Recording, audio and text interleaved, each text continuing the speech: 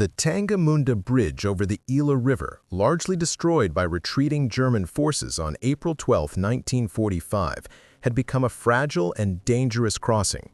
Its steel girders, twisted and fractured, strained under the continuous flow of people.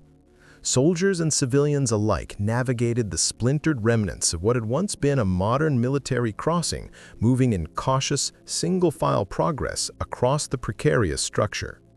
American intelligence had intercepted signals indicating the activity in this sector under the responsibility of the 102nd Infantry Division. Reports suggested that German units were abandoning their positions en masse, moving toward the west in hopes of reaching Allied lines. Estimates at the time suggested that as many as 100,000 soldiers and civilians were attempting to flee through the compromised infrastructure, creating one of the largest mass movements in Western Europe at the closing stages of the war. Captain William Patterson of the 405th Infantry Regiment surveyed the scene through his binoculars. The line of humanity appeared endless, stretching across the broken bridge. American forces had reached the Elbe River nearly 2 weeks earlier and were positioned according to prior agreements made at Yalta with the Soviet command. However, what Allied planners had not foreseen was that this ruined crossing would soon serve as the stage for an unprecedented voluntary surrender by German forces. By late April 1945, German decisions were being driven less by conventional military strategy and more by the stark realities of survival. Intelligence reports indicated that German soldiers had clear knowledge of the risks of Soviet captivity. Of every 100 soldiers captured by the Red Army, fewer than 40 were projected to survive and return home. These statistics, intercepted from Soviet communications, reinforced the urgency driving the westward movement. Field reports confirmed that German units were actively abandoning defensive positions, destroying equipment that impeded their retreat, and forcing their way through SS detachments attempting to halt their advance. The Wehrmacht, once celebrated for its discipline and operational efficiency, was disintegrating into a human flood focused on a single goal: reaching the safety of American-held territory across the Elbe River. The scale of the exodus extended beyond the military. Roughly 8 million civilians were fleeing westward from East Prussia, Silesia, and Pomerania, pursued by the relentless advance of Soviet forces. The Red Army's 1st Belarusian and 1st Ukrainian fronts, led by Marshals Zhukov and Konev, were overwhelming the remaining German defenses, maintaining a ratio of roughly 20 Soviet divisions for every still effective German division. Soviet forces were advancing at approximately 30 kilometers per day, while refugee columns could only manage 10 kilometers under optimal conditions. The outcome, from a strategic perspective, was inexorably clear. Field Marshal Wilhelm Keitel's final strategic notes, later captured, emphasized a single imperative: as many German forces as possible must reach the Western Allied lines before Soviet encirclement became complete. This was not an expression of defeatism, but an acknowledgement of a grim reality. Surrender to American forces offered a high probability of survival, whereas capture by Soviet troops was almost certainly fatal. The previously agreed-upon Yalta occupation zones set the stage for this calculus, but German commanders gambled on the observable fact that the Americans were holding firm at the Elbe River. Crossing the river before the arrival of Soviet forces meant life over death. American units on the western bank of the Elbe River were well positioned to handle the massive influx of German soldiers. Each infantry division had access to military police battalions, field kitchens capable of feeding up to 15,000 men daily, mobile surgical and medical units, and abundant supply reserves, reflecting the industrial might of the United States. Major James Morrison, operations officer for the 102nd Infantry Division, had studied logistics for mass surrenders, drawing lessons from the Ruhr Pocket in mid-April, where approximately 325,000 German soldiers had capitulated. Morrison's assessments highlighted the scale of the challenge. Feeding 1,000 prisoners required around 3 tons of daily rations and 5,000 gallons of water. Medical screening for infectious diseases such as typhus and dysentery was mandatory, alongside delousing procedures and administrative processing, generating 12 forms per individual. The Geneva Convention dictated minimum caloric requirements, 2,800 calories for working prisoners and 2,000 for non-working. Efficient organization and robust logistical preparation would be essential to prevent chaos in the face of an overwhelming number of surrenders. In the final days of the war in Europe, the Tangermunde Bridge and the western banks of the Elbe River represented not just a physical crossing, but the boundary between near-certain death and a slim chance at survival. For tens of thousands of German soldiers and millions of civilians, reaching American lines was the last hope that a rapidly collapsing Third Reich. These figures represented not mere troop counts, they illustrated the stark contrast between organized military structure and the chaotic collapse of a nation in extremis. By late April 1945, German forces approaching the Elbe River displayed the spectrum of combat readiness. Elite Waffen-SS divisions still maintained operational Tiger tanks and advanced communication systems, showcasing pockets of formidable capability. Meanwhile, regular Wehrmacht formations had been diminished to little more than battalion strength, armed largely with personal rifles. At the far end of this spectrum were Volkssturm units, composed of adolescents barely 14 years old alongside men in their 60s. Many carried nothing more than armbands and antiquated rifles dating back to World War I.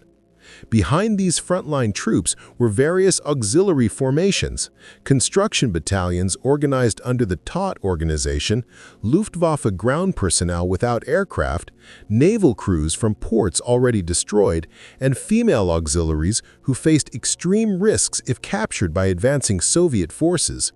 Intelligence assessments estimated that as of April 25th, roughly 1.2 million German personnel were positioned east of the Elbe. Of these, around 300,000 remained in structured combat units, 400,000 were performing support functions, and approximately 500,000 were fragmented members of the Wehrmacht and Volkssturm already attempting to retreat westward. A critical variable in this chaotic situation was mobility. Soviet mechanized forces could cover up to 50 kilometers per day, whereas German units on foot rarely exceeded 30 kilometers under ideal conditions. This meant that opportunities for escape were counted in mere hours. A pivotal moment occurred on April 20, 1945, when General Walter Wenck received direct orders from Hitler to push toward Berlin with his 12th Army. Rather than follow this directive into likely annihilation, Wenck made a decisive choice, prioritizing survival over blind obedience. Instead of attempting a futile assault against Soviet encirclement, he resolved to use his forces to secure a corridor westward toward the Americans. At his command post near Belzig, Wenck addressed his officers. The war was lost, he told them, and their responsibility now lay with preserving life, both of soldiers and civilians, rather than adhering to a collapsing ideology. His forces would advance west, not toward futile resistance, but to facilitate evacuation. This decision reflected strategic humanitarianism rather than cowardice. Colonel Günther Reichelt, Wenck's intelligence officer, had gathered harrowing statistics from Soviet-occupied regions. In East Prussia alone, as many as 300,000 civilians had perished due to combat, reprisals, and mass sexual violence. Applying these mortality ratios to the populations trapped between the Elbe and the Soviet advance indicated potential casualties numbering in the millions. By April 24th, American forward observation teams began reporting unprecedented scenes. German vehicles approached the Elbe without maintaining combat spacing, headlights ablaze, and units marched in parade formation, their officers retaining military decorum despite imminent defeat. These were not demoralized remnants, but disciplined formations opting for surrender rather than pointless combat. Captain Robert Thornton, commanding a reconnaissance company of the 2nd Armored Division, radioed that German forces were not engaging, but were instead displaying white flags and requesting terms. The initial trickle of surrenders soon became a flood. The U.S. Ninth Army processed roughly 3,000 voluntary surrenders on April 24th, increasing to 7,000 on April 25th and 15,000 by April 26th. These were not captures of disarmed soldiers, but deliberate decisions by units still equipped with ammunition and capable of combat. The precedent had been set earlier in April with the surrender of the Ruhr Pocket, when Field Marshal Walter Model dissolved Army Group B instead of surrendering formally. Over 325,000 German troops had handed themselves over to American forces. The humane treatment they received, food, medical attention, and protection from vengeance-seeking displaced persons, was rapidly communicated through Wehrmacht channels. American intelligence, through intercepted radio transmissions, quickly confirmed the scale and orderly nature of these surrenders. This period marked a striking juxtaposition. While the Third Reich crumbled, disciplined decision-making and a calculated prioritization of human life prevented potentially catastrophic losses, saving hundreds of thousands of soldiers and civilians alike from the horrors of the Soviet advance. Intercepted intelligence during the final days of the war revealed startling communications between German military units.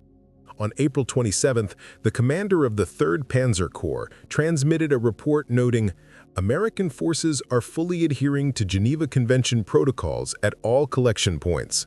Prisoners are receiving medical attention and food distribution is verified." The confirmation of sustenance was particularly significant. German troops had endured weeks of extreme food shortages, and the psychological effect of this information was immediate and profound. Soldiers who had fought relentlessly and fanatically for 6 years found themselves fixated on reaching the lines held by American forces. Sergeant Wilhelm Becke of the 21st Panzer Division later recounted, "We had heard stories of Americans feeding captured soldiers, tending to the wounded, and sparing those unable to fight. After years of total war and brutal indoctrination, such treatment seemed almost unbelievable. Yet the possibility drove us forward, risking everything to reach them." However, the journey westward was fraught with lethal danger. SS units assigned to blocking positions were under strict orders to eliminate any soldier attempting to withdraw without authorization. Military police manned checkpoints along all major western routes, intercepting and often executing retreating personnel deemed defeatist. Even as the Nazi regime disintegrated around them, SS forces maintained unwavering loyalty, interpreting any act of surrender as treachery rather than a pragmatic choice for survival. The Battle of Halbe, fought between April 24th and May 1st, illustrated the staggering human cost of this desperate retreat. The Ninth Army, commanded by General Theodor Buss, was encircled southeast of Berlin with a combined force of roughly 200,000 soldiers and 40,000 civilians. Hitler had ordered them to advance toward Berlin and join the city's defenders.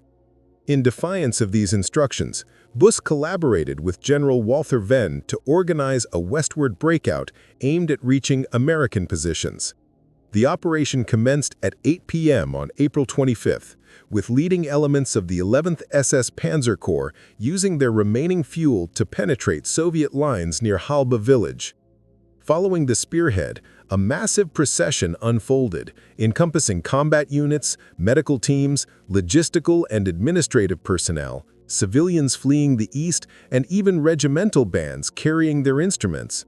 The column stretched roughly 30 kilometers through the dense Spree forest, a serpentine mass of soldiers and non-combatants trudging through swamps, muddy trails, and wooded terrain. Soviet forces responded with overwhelming force. Rocket batteries targeted the tightly packed columns, while aircraft strafed any movement, and T-34 tanks crushed both defensive positions and those manning them. The forest quickly transformed into a scene of catastrophic carnage. Stream crossings became killing zones, with machine gun fire mowing down those attempting to pass. Soldiers unable to maintain pace with the column were often abandoned, left to die where they fell. Colonel Hans von Luck, leading remnants of a panzer regiment, described the scene as beyond warfare. It was systematic slaughter. Artillery turned every forest path into a death trap. We could not stop. Halting meant certain annihilation. Some officers shot their own wounded rather than allow them to be captured by the Soviets. Of the 200,000 who initially set out, only about 40,000 successfully reached American lines. Today, the Halbe Forest Cemetery contains approximately 24,000 graves, most of unknown German soldiers, while another 60,000 were taken prisoner by Soviet forces, few surviving the harsh conditions of captivity.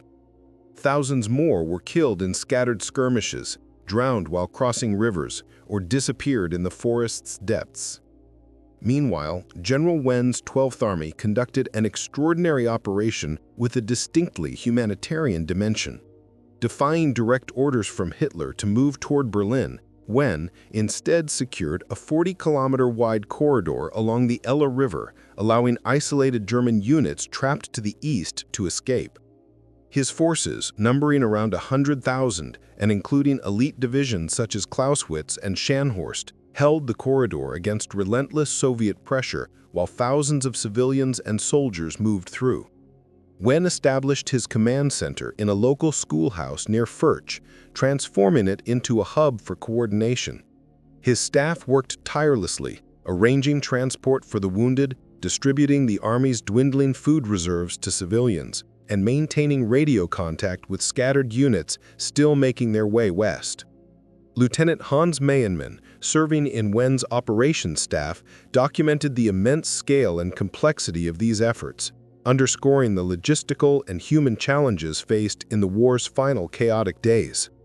In our sector, an estimated 500,000 civilians were present, alongside remnants of around 20 fragmented military formations.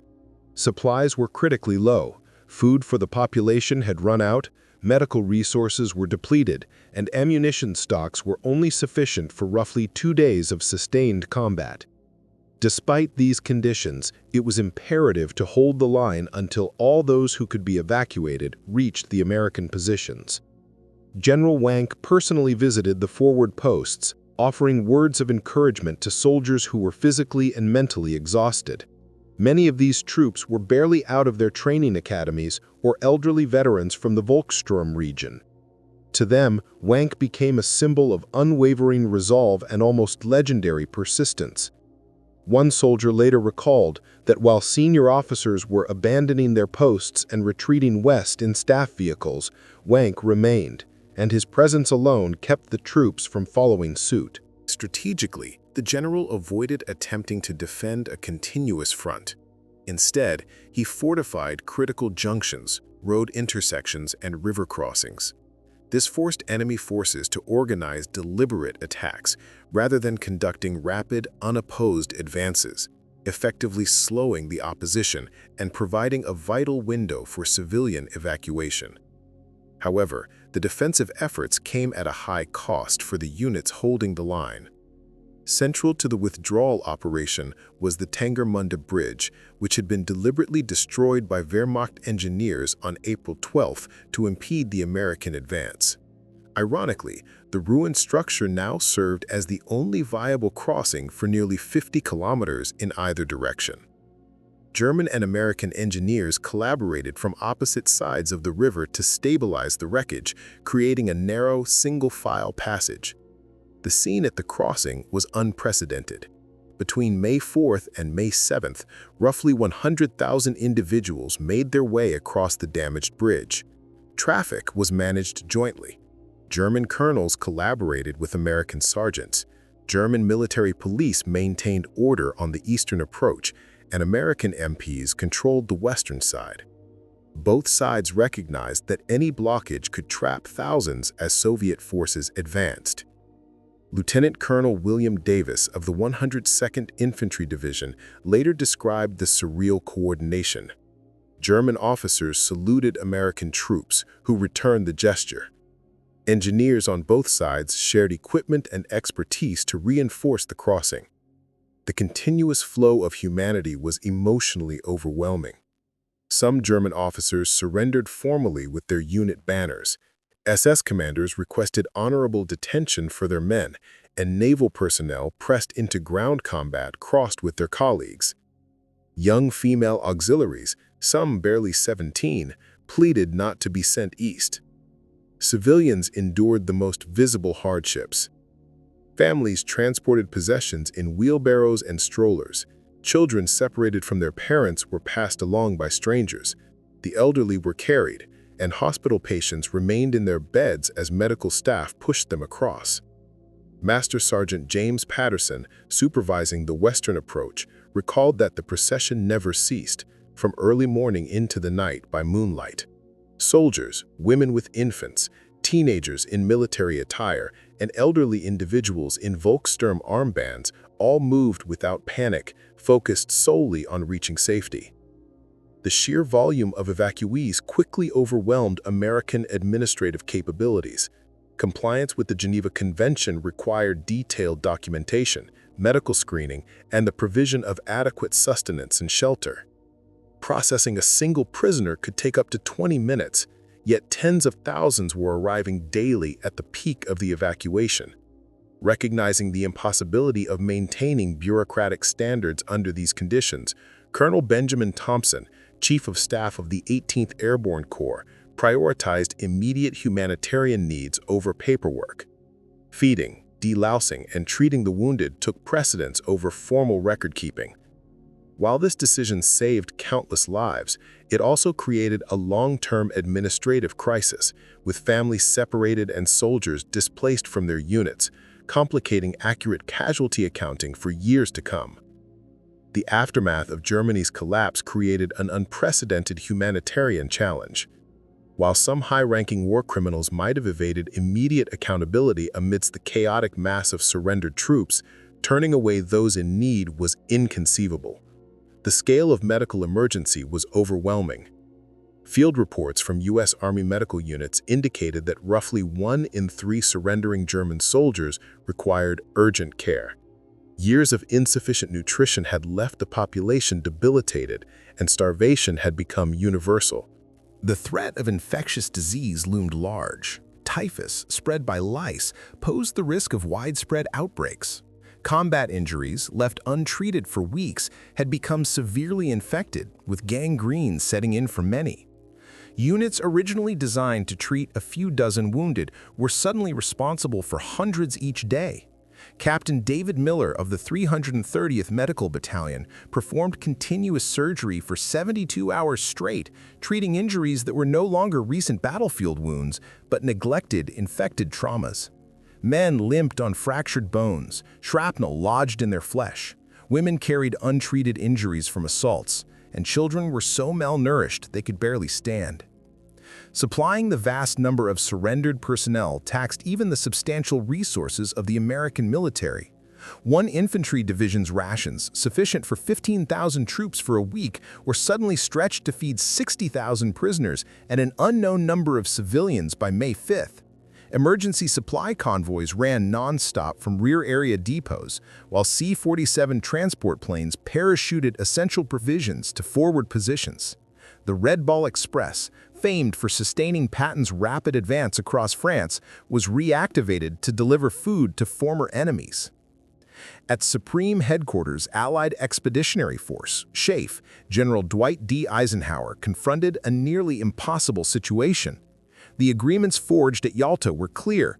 German forces were required to surrender simultaneously to all Allied powers. Any unilateral surrender to Western forces while continuing to resist the Soviets would breach these accords. Yet the scale of human suffering made inaction morally untenable. On May 4th, Admiral Karl Donitz, who had assumed Germany's leadership after Hitler's death, dispatched Admiral Hans-Georg von Friedeberg to negotiate with Field Marshal Bernard Montgomery. Friedeberg's proposal was direct: surrender all German units in northwest Germany, Denmark, and the Netherlands to Western forces immediately, facilitating the evacuation of personnel away from advancing Soviet troops. Montgomery, constrained by inter-Allied obligations, insisted on unconditional surrender to all allies. Nevertheless, he acknowledged the human dimension, later noting in his memoirs that Germans sought protection from Soviet retribution, and that, while Western captivity could be dignified, the fate under Soviet control was far more uncertain. A practical compromise emerged. German units reaching American positions before the official surrender date of May 8 would be processed as POWs. Those arriving afterward would fall under the terms of repatriation to Soviet authorities. This created an urgent deadline. German troops had to cross the Elbe River before midnight on May 8 to avoid capture by the Soviets. General Omar Bradley, commanding the 12th Army Group, later recalled the moral weight of these decisions. Though technically accepting surrenders from troops still opposing Allied forces violated protocol, the potential consequences of Soviet captivity necessitated flexibility. Between May 4th and 8th, German units rapidly abandoned formal military structure. Soldiers discarded equipment to move faster. Officers destroyed records to avoid delay, and entire divisions fragmented into individuals and small groups, racing westward. The Tangamurda crossing, despite extensive wartime damage, operated without pause. Even after Soviet artillery came within striking range on May 6th, the flow of retreating Germans continued. American forces, in a rare instance, provided protective fire to ensure these units could reach surrender points safely, technically engaging Soviet positions to safeguard enemy soldiers. At 2:41 a.m. on May 7th, General Alfred Jodl signed the formal document of unconditional surrender at Reims. Hostilities were set to cease at 11:01 p.m. on May 8th, granting German forces precisely 45 hours to reach Allied lines. What ensued was less a military maneuver than a mass migration under arms, an extraordinary race against time. Intelligence estimates indicated that around 250,000 German soldiers remained east of the Elbe as of May 7th. By the surrender deadline, roughly 180,000 managed to reach American-controlled territory, while the remainder fell into Soviet hands, facing grim consequences. The period between May 4th and 8th stands as a singular episode in modern warfare, an operation that blurred the lines between combat, surrender, and humanitarian evacuation, demanding both military precision and unprecedented compassion under extraordinary pressure. General Wenck's final maneuvers demonstrated a remarkable adherence to military duty even in the face of inevitable defeat. His 12th Army held its designated corridor until the very last feasible moment, creating an escape route that allowed remnants of the 9th Army, along with hundreds of thousands of civilians, to reach safer territories. Wenck strategically deployed his remaining tanks and artillery units to delay advancing Soviet forces, buying critical time for the ongoing evacuation. At 6 p.m. on May 7th, Wenck issued what would become his final directive.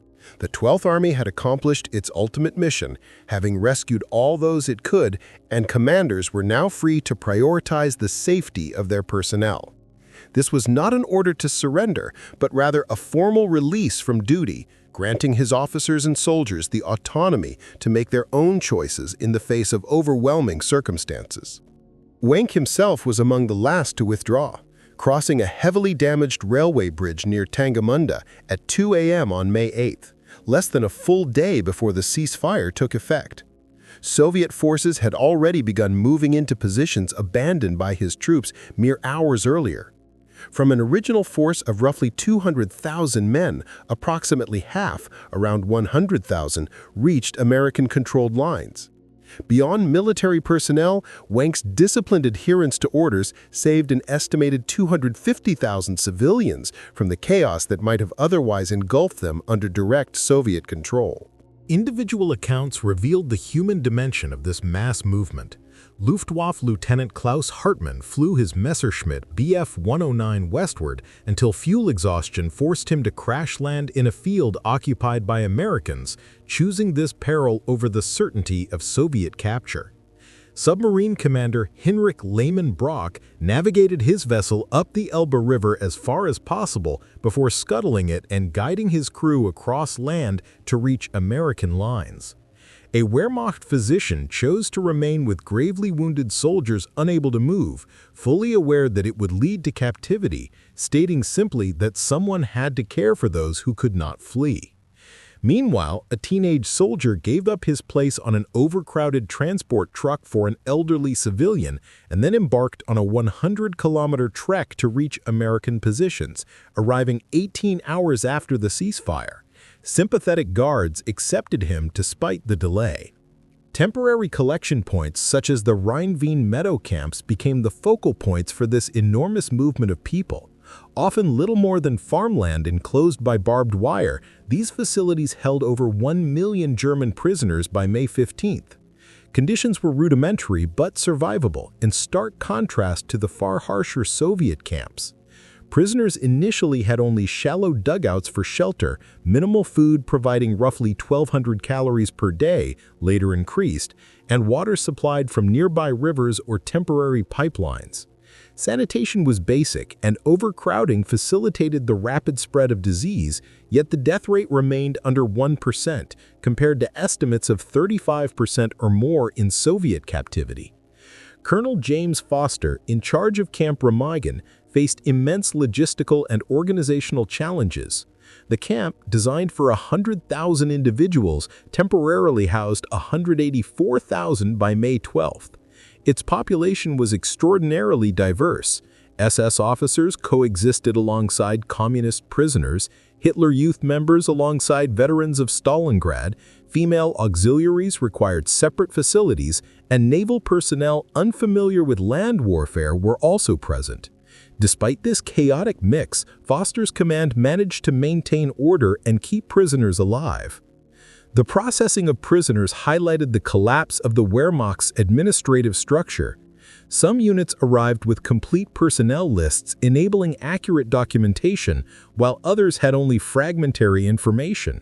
Entire divisions, once formidable on paper, were reduced to mere fractions of their authorized strength. The 116th Panzer Division arrived with only 312 men out of 14,000, and the 246th Volksgrenadier Division had just 89 elderly men. Determining who qualified as a soldier, a civilian, or an auxiliary was often impossible. American authorities generally favored a humanitarian approach, classifying all arrivals as prisoners of war and granting them protections under the Geneva Conventions. Meanwhile, the fate of German forces in Soviet-controlled territories confirmed the fears that had driven Wenck's actions. Declassified NKVD records after 1991 revealed that of approximately 3 million German prisoners captured by Soviet forces, over 1.1 million perished in captivity. The contrast between American and Soviet treatment of German soldiers underscored the life-saving impact of Wenck's final operational decisions and the discipline of those who followed his lead. Between 1945 and 1946, mortality rates in numerous Soviet prisoner of war camps soared above 50%. The reasons were complex and deeply interconnected. The Soviet logistical system was already stretched to its limits, barely able to feed its own military units, let alone the millions of captives in its custody. German prisoners often survived on only 600 to 800 calories per day, far below the minimum needed for survival under forced labor conditions. Medical services were virtually non-existent, allowing diseases such as typhus, dysentery, and tuberculosis to sweep through the camps unchecked. Harsh Siberian winters with temperatures plunging to -40 degrees Celsius compounded the crisis, as prisoners had inadequate clothing or shelter. Beyond these material shortages, cruelty was systemic. Many Soviet guards, having personally lost family members to Nazi aggression, treated the prisoners with extreme harshness. Captives were sent to uranium mines without any protective gear, or to logging and construction projects where impossible quotas and unsafe conditions prevailed.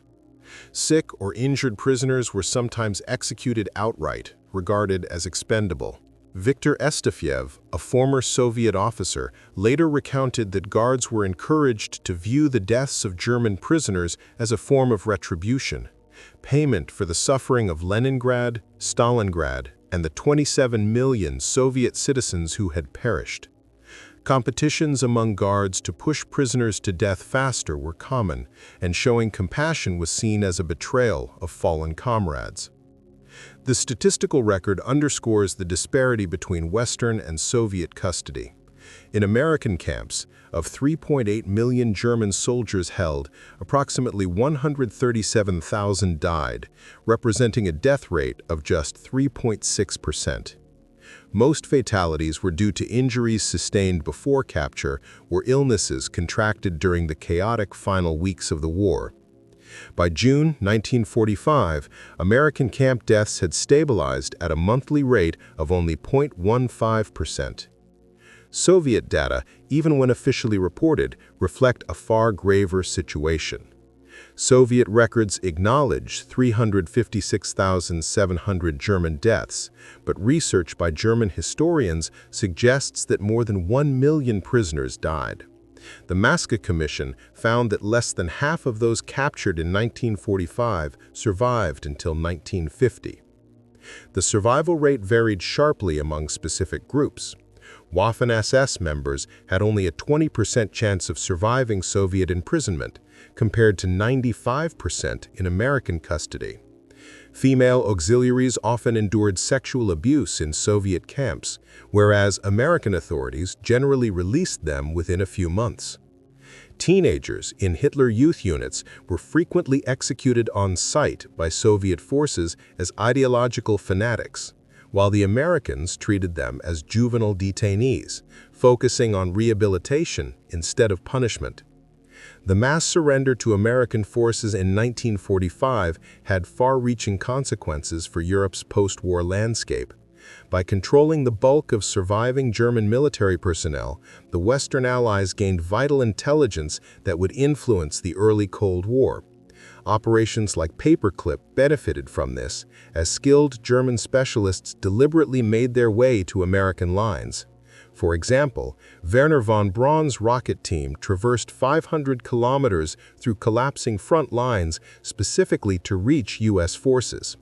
Von Braun later explained that the Americans were perceived as the only viable option for survival, a choice that ultimately paved the way for the U.S. space program and the moon landing. The demographic impact on Germany's eastern regions was catastrophic.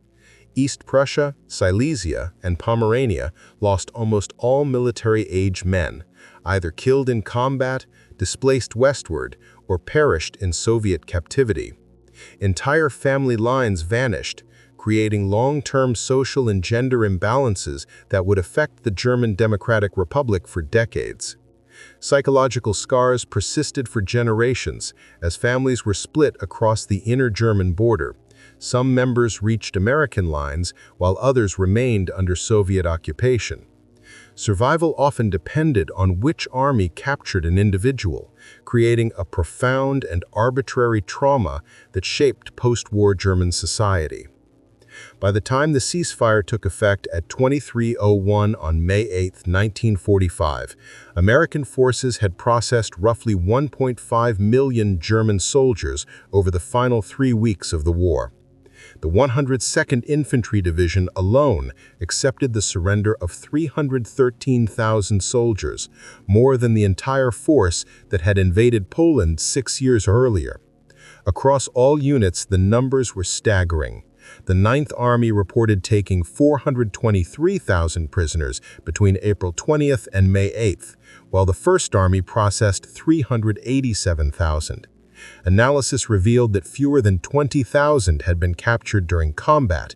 The vast majority had surrendered voluntarily, often breaking through their own collapsing lines to reach U.S. forces. General Walter Wenck, one of the commanders who survived the war and lived until 1982, reflected in a 1975 interview on the final days of the conflict.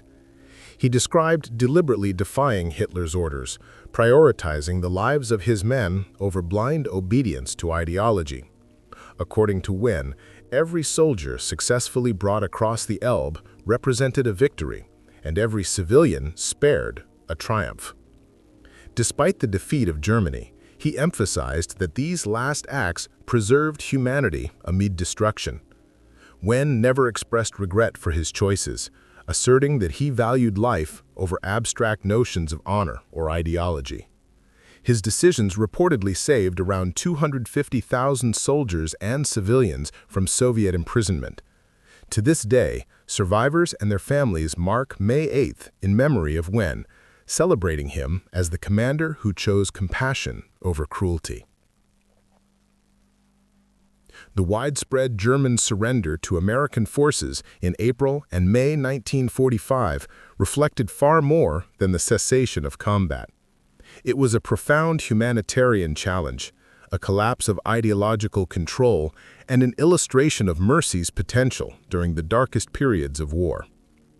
Contrary to the simplistic image of obedient troops halting on command, German soldiers actively sought surrender to American lines as a means of survival, motivated by the fear of Soviet reprisals. The Wehrmacht of 1940 had, by 1945, transformed into a fragmented, desperate mass willing to risk everything for safety.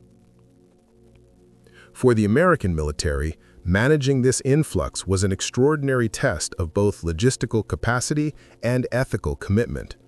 Young soldiers who had spent years pursuing enemy forces across Europe suddenly found themselves caring for those they had once fought. The orderly handling of these massive numbers, alongside the humane treatment extended to former enemies, demonstrated a remarkable combination of discipline and humanity. Military historian John Keegan later described this phenomenon as unprecedented. He noted that the German drive toward American lines represented a deliberate effort to surrender while still able to resist, a striking instance in which considerations of mercy and human welfare could supersede rigid obedience to orders and ideology, even amid total war. The last German to reach American lines at Tangamunda, 63-year-old Heinrich Fischer, arrived at precisely 22:47 on May 8, 1945, just minutes before the ceasefire. When asked why he risked everything to make the crossing, he simply stated, "I wanted to see my grandchildren again." In sum, the mass surrender of German forces to the Western Allies in 1945 was more than a military event. It was a human drama that tested the limits of compassion and revealed how life and mercy could endure even amid ideological collapse and the devastation of global conflict. General Walter Wenck, one of the commanders who survived the war and lived until 1982, reflected in a 1975 interview on the final days of the conflict. He described deliberately defying Hitler's orders, prioritizing the lives of his men over blind obedience to ideology. According to Wenck, every soldier successfully brought across the Elbe represented a victory, and every civilian spared a triumph. Despite the defeat of Germany, he emphasized that these last acts preserved humanity amid destruction. Wenck never expressed regret for his choices, asserting that he valued life over abstract notions of honor or ideology. His decisions reportedly saved around 250,000 soldiers and civilians from Soviet imprisonment. To this day, survivors and their families mark May 8th in memory of Wenck, celebrating him as the commander who chose compassion over cruelty. The widespread German surrender to American forces in April and May 1945 reflected far more than the cessation of combat. It was a profound humanitarian challenge, a collapse of ideological control, and an illustration of mercy's potential during the darkest periods of war. Contrary to the simplistic image of obedient troops halting on command, German soldiers actively sought surrender to American lines as a means of survival, motivated by the fear of Soviet reprisals. The Wehrmacht of 1940 had, by 1945, transformed into a fragmented, desperate mass willing to risk everything for safety. For the American military, managing this influx was an extraordinary test of both logistical capacity and ethical commitment. Young soldiers who had spent years pursuing enemy forces across Europe suddenly found themselves caring for those they had once fought. The orderly handling of these massive numbers, alongside the humane treatment extended to former enemies, demonstrated a remarkable combination of discipline and humanity. Military historian John Keegan later described this phenomenon as unprecedented. He noted that the German drive toward American lines represented a deliberate effort to surrender while still able to resist, a striking instance in which considerations of mercy and human welfare could supersede rigid obedience to orders and ideology, even amid total war. The last German to reach American lines at Tangamunda, 63-year-old Heinrich Fischer, arrived at precisely 22:47 on May 8, 1945, just minutes before the ceasefire. When asked why he risked everything to make the crossing, he simply stated, "I wanted to see my grandchildren again."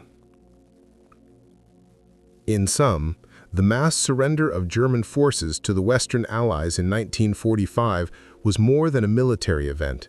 It was a human drama that tested the limits of compassion and revealed how life and mercy could endure even amid ideological collapse and the devastation of global conflict. Many managed to survive the final days of the European conflict, but countless others never reached the safety of Allied lines. Among those who witnessed the surrender of German forces, Private First Class Joseph Martinez recorded a striking insight. These soldiers were not yielding to Americans out of allegiance or admiration. They were escaping a far graver threat. To them, the U.S. Army was a symbol of life, a potential shield against the horrors awaiting them elsewhere. In their position, any of the Allied soldiers might have acted similarly. The mass movement of German troops toward American positions in 1945 exposed not only the brutal realities of war, but also the fundamental instincts driving human behavior. Even amid the darkest chapters of human conflict, the line between mercy and retribution, between existence and annihilation, could hinge on something as simple as the uniform to which one surrendered. For millions of Germans in the spring of 1945, that distinction was a matter of life itself. The choice facing surrendering Germans was stark: fall into American hands or Soviet custody. This decision was not about comfort, convenience, or logistics. It was a direct question of survival. Statistical evidence underscores the life-or-death stakes. Roughly 96% of those who capitulated to Western forces survived the experience, whereas less than two-thirds of those captured by the Soviets would ever return home. Behind these numbers were countless individual stories of anguish, perseverance, and the quiet shaping of post-war societies. Beyond the figures, however, lies a deeper reality. The response of American troops to the flood of prisoners reflected a commitment to humanitarian principles, even amid total war's aftermath. Soldiers, many of whom had witnessed the devastation inflicted by German forces, consistently prioritized duty and decency over vengeance. The battered crossing at Tangamunda over the Elbe River became more than a military objective. It represented a threshold between life and death, between the potential for mercy and the certainty of reprisal, and between the contrasting approaches of Western and Soviet victors. Those who managed to cross before May 8, 1945, largely survived to reconstruct both their lives and the foundations of post-war Germany. Those who did not faced prolonged suffering in Soviet camps, with survival far from assured. The phenomenon also highlighted an ironic reversal. The Wehrmacht, which had invaded Eastern Europe as a conquering force driven by the ideology of a master race, ended the conflict as desperate fugitives, fleeing toward the West. The grandiose vision of the Thousand-Year Reich dissolved within 12 years, leaving individuals whose primary concern was mere survival. Soldiers who had once scorned the Western Allies now ran to them for protection, marking a dramatic inversion of power and ideology. For historians, these events provoke difficult questions. Did America's decision to accept surrendering Germans constitute a moral triumph, or did it conflict with inter-allied agreements? Did shielding German troops from Soviet retribution serve justice or undermine it? While the debates continue, The human consequences are unmistakable. The acts of mercy extended by American forces influenced the trajectory of post-war relations. West Germany's integration into NATO, its emergence as a democratic state, and its role as a pivotal U.S. ally during the Cold War were all shaped in part by these wartime decisions. The final crossings of the Elbe stand as more than military maneuvers. They were perhaps the largest deliberate exercise of mercy in modern warfare. Defeated soldiers took a calculated risk, betting that their conquerors would choose humanity over vengeance. For those who succeeded, the gamble yielded the most precious reward: life itself. Their survival contributed directly to the revival of a nation that would rise from the ruins to become a cornerstone of European democracy. Tengermanda's ruined bridge, where countless soldiers made the transition from impending death to potential life, was never reconstructed. Its memory, however, endures as a symbol of the profound impact of mercy in war. Ultimately, the measure of victory cannot be reduced to the destruction of enemies or the imposition of retribution. True triumph lies in lives preserved, in clemency extended, in the affirmation of human dignity.